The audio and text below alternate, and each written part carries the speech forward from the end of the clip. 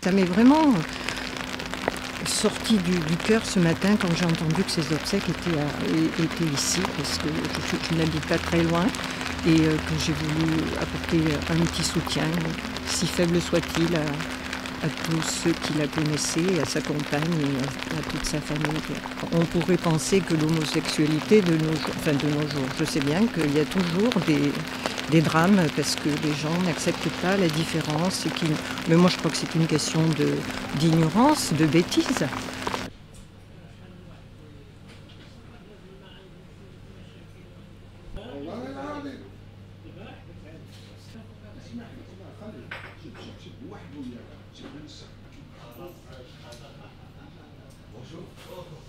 Ce qui est arrivé à Caroline Grandjean, le harcèlement et ce qui en est suivi, c'est arrivé dans un cadre assez rural, effectivement, assez isolé.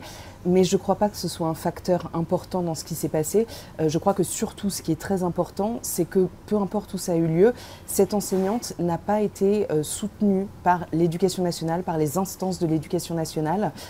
Et après, le rôle qu'ont pu jouer à la fois les habitants du village, la mairie, les parents d'élèves, tout ça est un peu obscur, il y a des discours qui s'opposent. Il y a une enquête qui a été ouverte en 2024 parce que l'enseignante avait déposé 5 plaintes successives qui sont effectivement restées sans suite.